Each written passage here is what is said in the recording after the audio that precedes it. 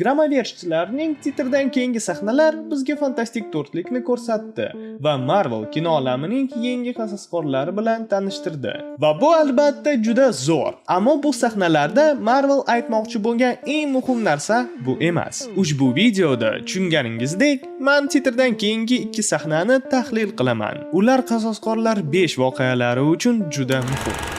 Bu film yaxshi sifatda chiqqanda darrov ITVda paydo bo'ladi.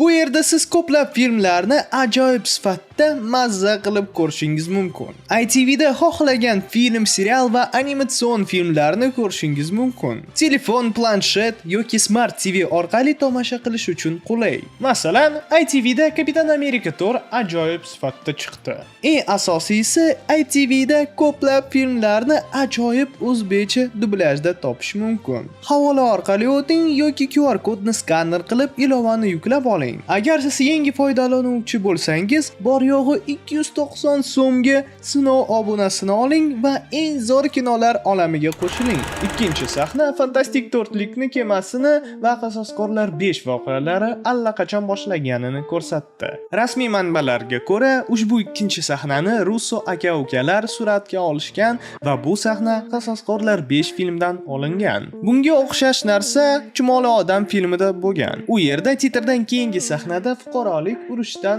biroz o'zgartirilgan sahna ko'rsatilgan. Ushbu titrdan keyingi sahna film voqealaridan 14 oy o'tib sodir bo'ladi. Film esa aniq tarzda Kapitan Amerika 4 dan bir necha oy keyin sodir bo'lgan. Demak, qasosqorlar 5 voqealari 2028-yilning yoz oxiri yoki kuzda boshlanadi. Chunki yangi Kapitan Amerika filmdagi voqealari 2027-yilning aprelida bo'lib o'tgan. Sam jamoaning qasosqorlar deb nomlanishiga qarshi, hatto u qasosqorlar savdo belgisi uchun patent olgan. Ajoyib yangi dunyo filmdagi titrdan keyingi sahnada esa Sam o'z qasosqorlar jamoasini yig'ishni boshlagani haqida ishora berilgan. Ehtimol shu sahna vaqtiga kelib Sam allaqachon jamoani yig'ib bo'lgan yoki hech bo'lmaganda yig'ish jarayonida. Yelena aytib o'tadi, kosmosdan muammo chiqdi, lekin ularga hech nima deyishmayapti. Qolgan qahramonlar yangi qasosqorlarni mensimayapti va ularga ma'lumot berilmayapti. Va albatta savol tug'iladi, kosmosda qanaqa muammo chiqdi?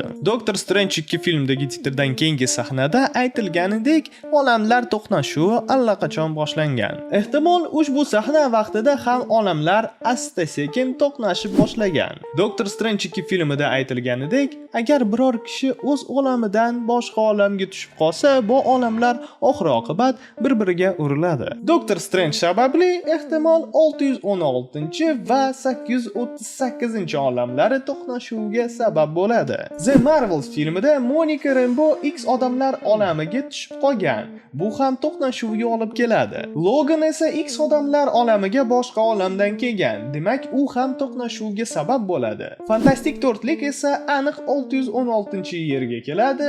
Bu ham salbiy oqibatlarga olib kelishi mumkin. Xulosa qilib aytganda, kosmik muammo deganda olamlar to'qnashuvi nazarda tutilgan va qasosqorlar 5 aynan shu to'qnashuvlar boshlanishi bilan boshlanadi va Dr. Doom Robert Downey ijrosida bu to'qnashuvdan qanaqa qilib qochish mumkinligini o'ylab topadi. Ko'pchilik yangi qasosqorlarni keraksizlar deb hisoblasa ham, ular qasosqorlar 5 filmida mutlaqo albatta paydo bo'lishadi va ehtimol juda muhim rol o'ynashadi. Men kinoteatrdan chiqqanimdan so'ng birinchi o'ylagan fikrim bu Chusavoy 5-qismda juda katta rol o'ynaydi. U qasosqorlar 5 va qasosqorlar 6 filmida molekulyar odamning o'rnini egallashi mumkin. Komikslarda aynan molekulyar odam yordamida Dr. Doom cheksiz kuchga ega bo'lgan va potustoroniylarni o'ldirgan. Chusavoy ham molekulyar odamga o'xshab biroz jinniroq. Menimcha butun gramoverchilar jamoasi va hatto filmning o'zi ham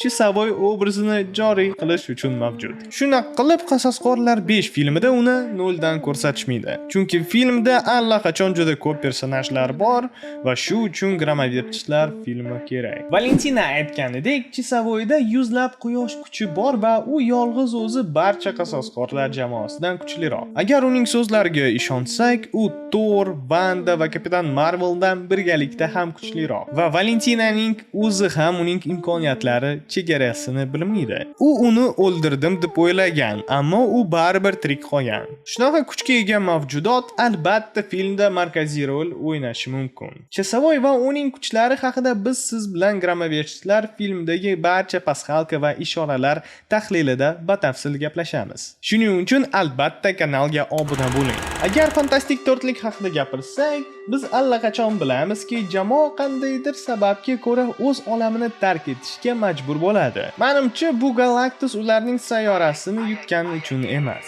Mishmishlarga ko'ra, Galactusga biror sabab bilan Sue va Rickning o'g'li Franklin Richards kerak bo'ladi. U butun kino olamidagi eng kuchli mavjudotlardan biri bo'ladi. Treylerlarda Galactus o'zini kichaytirib New Yorkda yuribdi va albatta u kimdirni izlayapti. Shuning uchun Reed va oilasi o'z olamini saqlab qolish uchun uni tark etishdan boshqa chora yo'qligini tushunishadi. Yana bir qiziqarli detal haqida hozirgina o'ylab qoldim. Qasosqorlar bashniyasi baribir oxir-oqibat yana qasosqorlar qo'liga o'tdi va endi bu bino yangi qasosqorlar bazasi sifatida qaralmoqda.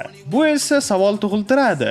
Haqiqiy qasosqorlarning bazasi qayerda bo'ladi endi? Komikslarda bir safar qasosqorlar o'z bazasini o'lgan Celestial ichida qurgan. Marvel filmlarida esa o'lgan Celestial aynan mavjud. Shuning uchun ular o'sha joyi yangi baza sifatida tanlashi mumkin. U adamantiyadan yasalgan va bizga aytilganidek, bu eng kuchli metall bo'lib, vibraniumdan ham mustahkamroq. Ehtimol qasosqorlar va boshqa odamlar shu joyda olamlar to'qnashuvidan yashirinib qolishi mumkin. Va albatta, ba'zi jamoa a'zolari allaqachon qasosqorlar 5 filmida o'lishi mumkin deb taxmin qilaman. Rostini aytganda, yangi qasosqorlar jamoasida juda muhim personajlar unchalik ko'p emas. Shuning uchun epik effekt va dramatik kuch uchun kimdirni o'ldirishadi ehtimol. Yana bir qiziq detal. Bu yangi jamoa asl qasosqorlar yo'lidan ketyapti. Xuddi o'sha baza, aynan 6 nafar qahramon, ular orasida eng kuchli va eng beqaror odam